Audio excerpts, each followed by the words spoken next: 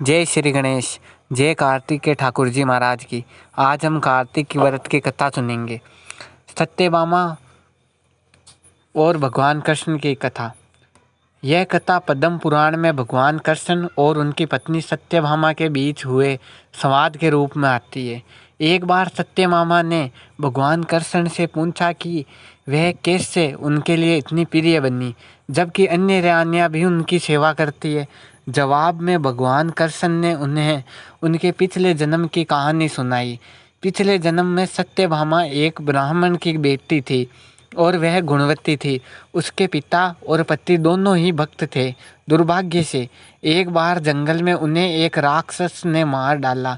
गुणवती बहुत दुखी हुई, लेकिन उन्होंने कार्तिक मास का व्रत का पालन करने का दृढ़ संकल्प लिया।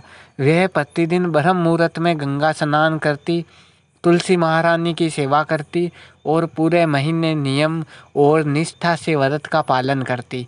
एक वर्ष जब वह बहुत बीमार थी, तब भी उन्होंने गंगा स्नान किया और उसी अवस्था में उनकी मृत्यु हो गई। अपने कार्तिक व्रत की महिमा के कारण उन्हें सीधे वैकुंठ धाम की प्राप्ति हुई और अगले जन्म में वे भगवान कृष्ण की प्रिय पत्नी सत्यभामा बनी। यह कथा हमें यह बताती है कि कार्तिक मास में नियमों का पालन करने और भगवान की भक्ति करने से सभी पापों का नाश होता है और व्यक्ति को सर्वोच्च धाम की प्राप्ति होती है। कार्तिक मास की शुक्ल पक्ष की एकादशी का एक बड़ा महत्व है।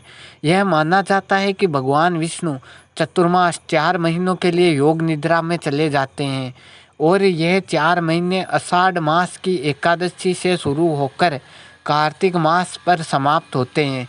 कार्तिक मास की देव उठनी एकादशी के दिन ही भगवान विष्णु अपनी लंबी निद्रा से जागते हैं। भगवान विष्णु के जागने के साथ ही पृथ्वी पर सभी शुभ और मांगलिक कार्य फिर से शुरू हो जाते हैं जो चतुर्मास में रुके हुए थे। कार्तिक मास के दौरान भक्ति, त्याग और धार्मिक अनुष्ठानों के महत्व को बताते हैं और ये महीना सभी भक्तों के लिए पवित्र महीना माना जाता है। जय कार्तिक के ठाकुर जी महाराज की। 2